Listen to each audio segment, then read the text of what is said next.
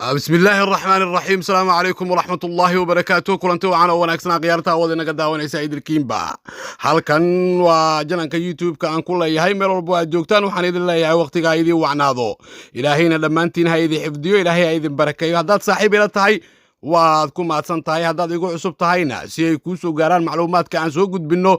furo gambaleelka nagu soo biiro furo gambaleelka si mar walba aad ula socotid barnaamijyada iyo weliba xogaha xasaasiga ah ee aan soo gudbinno waxaa xogahaas aan gudbin doonno ka mid ah ama aan idiin soo gudbin doonno dhowaan ka mid ah maxaad ka taqaan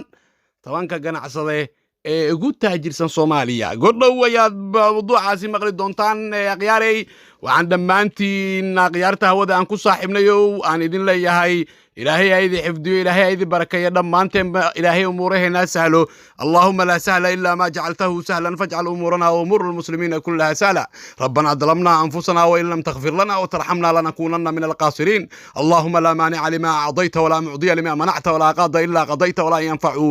ذا الجد منك الجد اللهم لا سهل إلا ما جعلته سهلا فاجعل أمورنا وأمور المسلمين كلها سهلة إله لما أنتم بني حفظي وإن إله وحن كمان قلنا كوا شرطة لباتة يلقويا إن الأرض محسن وحي شرع ولباتة ولقويا وإن الأرض محسنين إله كعلي إله قرن مدي الصومالي إله دب سعلي إله ضدك الصوماليين علايسك يلباتة عريري كي كربة إله قد لقات إله قفل بو عريري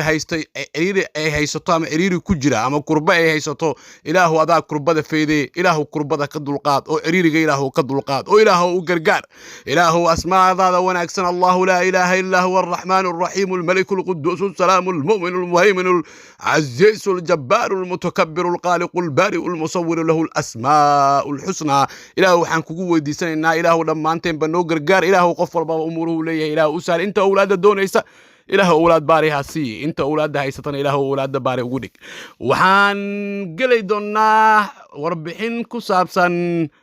gabadhii geesiyada loo bixiyay naqatayna gabadhii ugu horeysay oo xijaaban oo gasha Kongareeska Mareykanka Ilhaan Cumar ayaa bari ama mar dhow waxay naqatay gabadhii ugu horeysay oo xijaaban oo madaxa qamaar ku wadata gashana aqalka Kongareeska Mareykanka laakiin maxaa arimahaasi ka dambeeyay barbagaanka iyo dacaayada lacagaha badan Ilhaan ay ku bixisay iyo sidoo kale kuwa tolkeeda ah oo Ilhaan difaacayay maxaa keenay ceebta Ilhaan Cumar ay dhex fadhiisatay Ilhaan Cumar waxaa taageeray dadka Soomaaliyeed 95% dunida islaamkana waa laga taageeray markay dhaleeceysay dawladda Israa'iil kuwaasi oo ayadoona wadamo Carabeed ay hadalka Ilhaan ay u riyaaqeen oo si weyn ay u taageereen dad Soomaali ah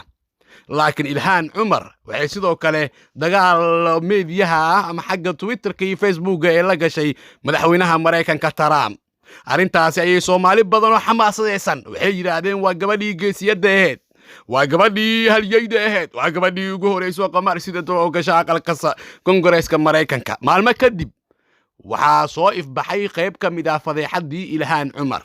waxaa la arkay Ilhaan Cumar oo ka qayb galaysa mudaaharaad ka hor intaysan mudaaharaadka ay ka qayb galin waxay barteeda Twitter-ka Ilhaan ay ku soo qortay inay ku baaqayso oo Kongareeska Mareykanka iyo waliba baarlamaanka Mareykanka ay ugu baaqayso in la meel mariyo xuquuq sare oo ay leeyihiin dadka isku jinsiga ah ee isguursada in xuquuqdooda sare loo qaado sida ragga guursada iyo waliba dumarka guursada oo Soomaalida iyo waliba dad badan ay u yaqaaniin lesbiyoonka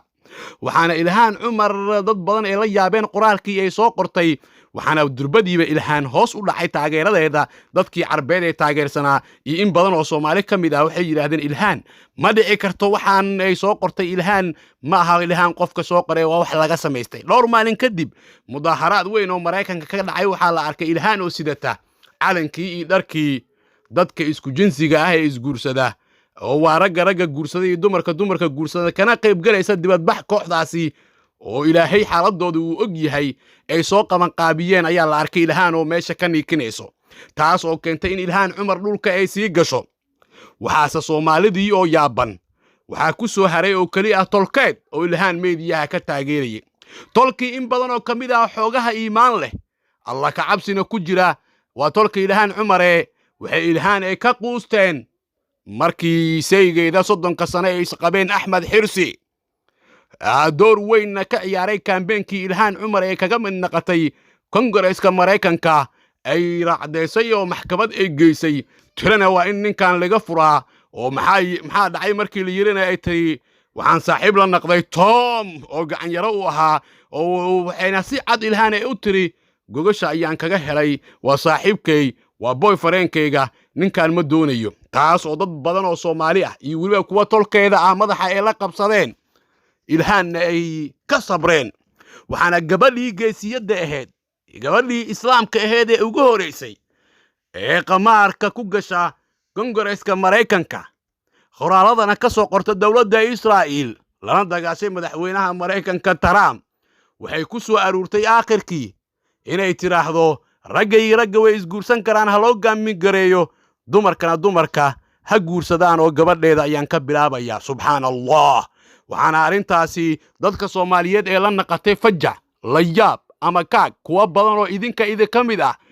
oo hadday daawanayo barnaamijkan daawanayo waxa dhici karta inay dambaaween oo yiraahdeen gabadhan waa gabadhii islaamka waa gabadhii haliyada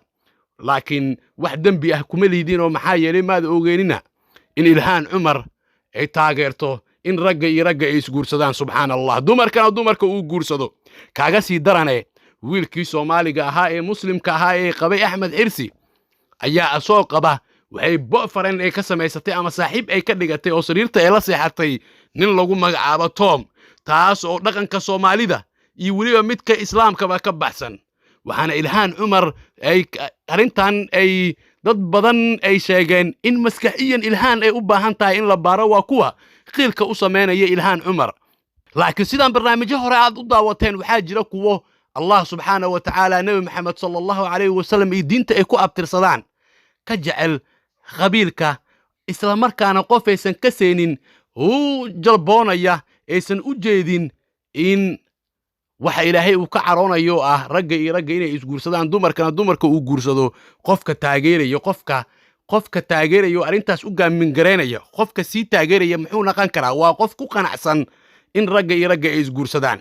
ninka taageeraya waa nin ku qanacsan in asil la guursado gabadha taageeraysana waa gabar ku qanacsan in gabar kale ay guursato waana waxa ay ka dhalato arada Allah waxa sidoo kale Ilhaan Cumar intaasi si dheer qofka taageeraya waa qof ku qanacsan naagtiisa in ay samaysato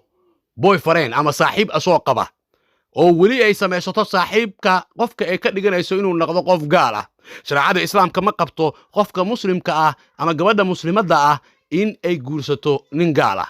sida shariicada islaamka qofka ku abtirsanaya taas waxay cadeynaysaa in Ilhaan Cumar aysan saliiraad ku lahayn shariicada islaamka iyo waliba wixii laga bumbuuniyay ee ku aadanaa gabadhii ugu horeysay ee xijaaban ee gashay Mareykanka waxaase arintaasi dad badan oo Ilhaan qaabab kale u dhaleeceeyay ay ku dhaleeceynayaan Ilhaan Cumar waxaa doortay oo codadkii ugu badnaasiyay dadka Soomaaliyeed ee ku dhaqan gobolka laga soo doortay waliba magaalooyinka Ilhaan ay ka soo baxday Minneapolis Minnesota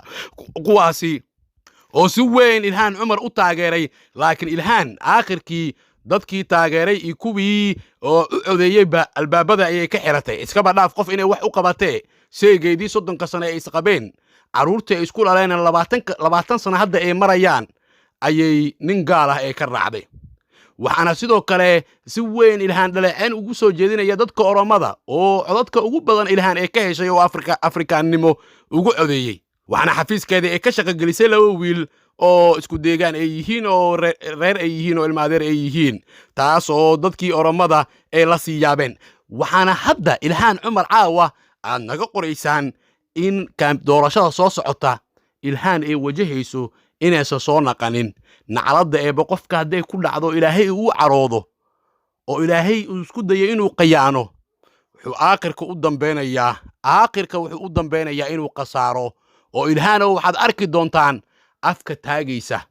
oo dhaysa Axmed Xirsi oo raali noqo waxaase intaasi si dheer waad la socoteen maalmahan baraha bulshada aad kala socoteen meherkii cajiibka ah ee Axmed Xirsi lagu dhigay magaalada Muqdisho waxaana 3 cisho kadib